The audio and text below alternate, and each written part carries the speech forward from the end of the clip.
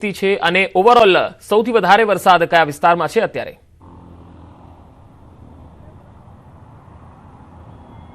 પંકજ, વરસાદે વિરામ લીધા બાદ ફરી વરસાદની ધમાકેદાર એન્ટ્રી થઈ છે અને ધોધમાર વરસાદ વહેલી સવારે પડ્યો છે અને 1 ઇંચ વરસાદમાં ફરી એકવાર શહેરના નીચાણવાળા વિસ્તારો જે છે એ જળબંબાકારની સ્થિતિમાં જોવા મળ્યા.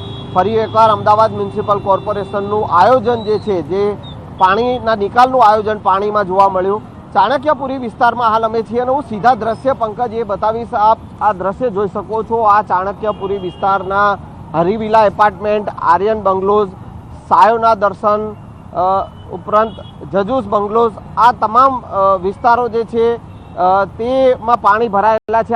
આ જે દ્રશ્ય આપ જોઈ શકો છો કે 1 ઇંચ જેટલો વરસાદ ચાંદોડિયા વિસ્તારમાં, ચાણક્યપુરી વિસ્તારમાં પડ્યો છે, પરંતુ 1 ઇંચ વરસાદમાં પણ જળબંબાકારની સ્થિતિ સર્જાય છે. એટલે કે આ પ્રકારની સ્થિતિનું નિર્માણ અત્યારે અહીંયા જોવા મળી રહ્યું છે. અહીંયા નજીકમાં નીતિ જે હોસ્પિટલ આવેલી છે, બાળકોની હોસ્પિટલ છે, જે પણ અત્યારે આ કોમ્પ્લેક્સમાં પાણી ભરાયા છે અને એના કારણે અહીંયા રોડ ઉપર પાણી ભરાતા લોકોને મુશ્કેલીનો સામનો કરવો પડી રહ્યો છે. સ્થાનિક લોકો છે તેઓ આપણી સાથે છે, તેઓ પાસેથી જાણીશું. શું કહેશો, આ વિસ્તારમાં જ્યારે પણ વરસાદ પડે છે પાણી ભરાઈ જાય છે, પાણીના નિકાલની કોઈ વ્યવસ્થા નથી, કોઈ જ વ્યવસ્થા નથી. નિકાલની કોઈ બહુ ટાઈમ લાગે. વચ્ચે હમણાં વરસાદ પડ્યો તો 3 દિવસ સુધી અહીંયા પાણી ભરાયેલું જ રહ્યું. કોઈ એક જ વાન છે અત્યારે, ડી-વોટરિંગ એક જ વાન છે અત્યારે, બીજી કોઈ વ્યવસ્થા થતી નથી, બીજી કોઈ વાન આવતી નથી. કેટલી વાર રજૂઆત કરી ચૂક્યા છો? મેં કોર્પોરેશનમાં ઘણીવાર મેં કમ્પ્લેન લખાઈ છે, પણ હજુ સુધી કંઈ થતું નથી. આનો કાયમી પ્રશ્ન છે, આનું કોઈ સોલ્યુશન આવતું જ નથી. કે બીજી ડી-વોટરિંગ વાન બીજી મૂકી દેવી જોઈએ એમને તાત્કાલિક ધોરણે. કારણ કે પાણી 48 કલાક સુધી પાણી રહે તો પબ્લિક શું કરે? આજુબાજુના બંગલા છે, મારી પોતાની અહીંયા હોસ્પિટલ છે, નીતિ ચિલ્ડ્રન હોસ્પિટલ, તેવા બાળકો પોતે એડમિટ છે. 5 પેશન્ટ 7 પેશન્ટ એડમિટ છે અત્યારે. તો એની શું પરિસ્થિતિ? એમ દ્રશ્ય પંકજ આપને બતાવવાનો પ્રયાસ કરીશ. આપ જોઈ શકો છો કે જે રીતે પાણી ઘૂંટણસમા પાણી આ રોડ ઉપર ભરાયા છે.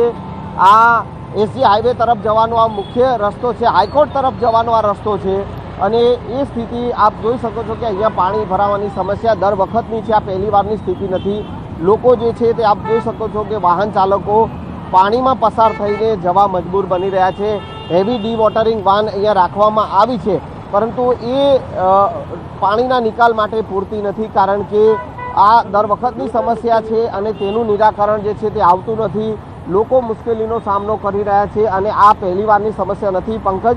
દર વખતે જ્યારે પણ વરસાદ પડે છે ત્યારે આ જ પ્રકારની સ્થિતિ અહીંયા સર્જાય છે.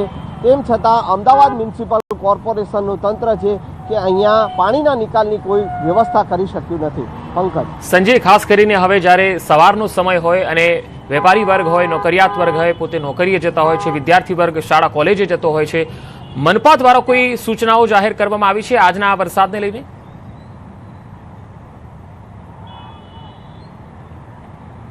જે પ્રકારે વરસાદ જે વહેલી સવારે પડ્યો, ધોધમાર વરસાદ પડ્યો, 1 ઇંચ જેટલો વરસાદ સરેરાશ તમામ વિસ્તારો જે છે, અમદાવાદના જે ચાંદોડિયા વિસ્તાર હોય, ચાણક્યપુરી વિસ્તાર હોય કે પછી થલતેજ વિસ્તાર હોય, તમામ જગ્યાએ વરસાદ વરસ્યો છે.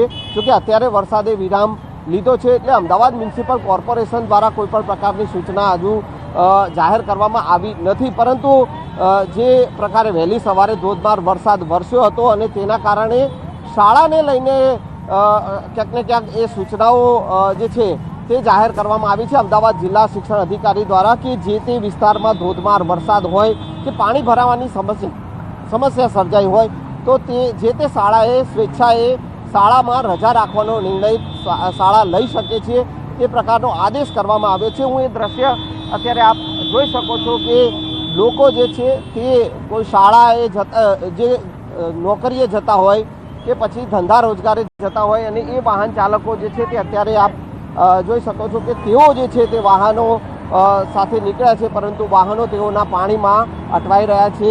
વાહન ચાલકોને દર વખતની આ સમસ્યા સર્જાય છે અને દર વખતે આ જ પ્રકારની મુશ્કેલીનો સામનો વાહન ચાલકો હોય કે સ્થાનિક રહીશો હોય તે કરી રહ્યા છે. જી સંજય, સતત અપડેટ લેતા રહીશું. હાલ માહિતી આપવા માટે આભાર. તો અમદાવાદમાં મોટાભાગના વિસ્તારોમાં સાર્વત્રિક વરસાદ જોવા મળી રહ્યો છે. વહેલી સવારથી જ વરસાદ શરૂ થયો. હવે વાત ખેડા જિલ્લાની. ખેડાના માતરમાં 4 દિવસથી જળબંબાકારની સ્થિતિ યથાવત છે. અહીંયા અનેક રસ્તાઓ હજુ પણ પાણીમાં ગરકાવ છે. સીમ વિસ્તારના ઘરોમાં હજુ પણ પાણી ભરાયેલા છે. ફરી વરસાદ શરૂ થતાં સ્થાનિકોની મુશ્કેલીમાં વધારો થયો છે. તસવીરોમાં તમે જોઈ શકો છો, ખેડાના માતરથી તસવીરો આવી રહી છે. જો કે ખેડા જિલ્લાના અનેક વિસ્તારોમાં વરસાદ છે. નડિયાદમાં પણ કેટલાય વિસ્તારોમાં પાણી ભરાયા છે. વધુ માહિતી મેળવીએ. ખેડાથી સંવાદદાતા ઉમંગ મારી સાથે જોડાયા છે. ઉમંગ, ખેડામાં આજની સ્થિતિ શું છે? માતરમાં જે જળબંબાકારની સ્થિતિ છે કે બાકીના તાલુકાઓમાં પણ છે? પંકજ, આજે વહેલી સવારથી ખેડા જિલ્લાના કઠલાલ, કપડવંજ, મૌધા, નડિયાદ સહિતના વિસ્તારોમાં ક્યાંક ધીમી ધારે તો ક્યાંક ધોધમાર વરસાદની શરૂઆત થઈ છે. અને માતરની અંદર પુનઃ વરસાદ શરૂ થતા ખેડૂતો તેમજ જે લોકો છે તેની ચિંતામાં વધારો થયો છે. પંકજ, વાત કરવામાં આવે તો જે પ્રકારે છેલ્લા 4 દિવસથી ન્યૂઝ 18 ગુજરાતી સતત ગ્રાઉન્ડ ઝીરો પર છે અને ગ્રાઉન્ડ ઝીરો પર જે સ્થિતિ છે તે હજુ પણ હતાશ જોવા મળે છે. સીધા દ્રશ્યો બતાવીશ પંકજ. અત્યારે હું જે જગ્યાએ પહોંચ્યો છું, આ ભલાડા ગામના સીમ વિસ્તારના ઘરો છે, ઘરોમાં પાણી છે, લોકો છે તેમને ભારે મુશ્કેલી વેઠવાનો વારો આવ્યો છે. અહીંયા અત્યારે જવાનો મેં પ્રયત્ન પણ કર્યો હતો પાણીમાં ઉતરી, પણ અહીંના જે લોકો છે તેમણે મને જણાવ્યું કે સાહેબ, અહીંયા આગળ મગરની એક બીક રહેલી છે, એટલે કારણ તમે ક્યાં પાણીમાં ઉતરવા પહેલા સાચું એટલે હું અંદર નથી જઈ શક્યો. પણ ત્યાંના જે સ્થાનિક જે રહેઠાણ કરતા લોકો છે તેમની સાથે પણ વાત કરવાનો પ્રયત્ન કર્યો. તમે જોઈ શકો છો દ્રશ્યની અંદર કે જે પ્રકારે ખેર ડૂબી જાય તેટલા પાણી અંદર ભરાયેલા છે અને તેના કારણે અત્યારે લોકોને ભારે મુશ્કેલી વેઠવાનો વારો આવે છે. પંકજ, બીજી વાત કરવામાં આવે તો આફત એક બાજુ વરસાદ પણ પુનઃ ચાલુ થયો છે, એટલે ક્યાંક ને ક્યાંક ચિંતા પડે. તમે જોઈ શકો છો કે આ જે લોકો છે તેમને જેમના ઘરોની અંદર પોતાનું અડધું શરીર ડૂબી જાય તેટલા પાણી ભરાયેલા છે. અને અત્યારે આ લોકો સાથે પણ આપણે વાત કરવાનો પ્રયત્ન કરીશું, કેવા પ્રકારની મુશ્કેલી પડી રહી છે તેમને. કેમેરામેન થોડાક નજીક આવે તેની સાથે સીધી વાત કરવાનો પ્રયત્ન કરીશું. કાકા, શું નામ તમારું? કેવા પ્રકારની સ્થિતિ છે? રમેશભાઈ, કેવા પ્રકારની પરિસ્થિતિ? સાહેબ, અહીંયા કોઈ પાણીની બહુ તકલીફ છે અને પાણી બહુ ચડી ગયું છે. અને સાહેબ, અહીંયા કોઈ મામલેદાર સાહેબ કોઈ અમારી કોઈ તપાસ કરી નથી. અમે ગંભીર પરિસ્થિતિમાં છીએ. કાકા, કેટલા દિવસથી આવી પરિસ્થિતિમાં છો? અમે 4 દિવસથી છીએ. બરાબર. અંદર શું ઘરની અંદર કેટલું પાણી બેસી ગયું છે? ક્યારે હમણાં પાણી મારા ઘરની અંદર છે.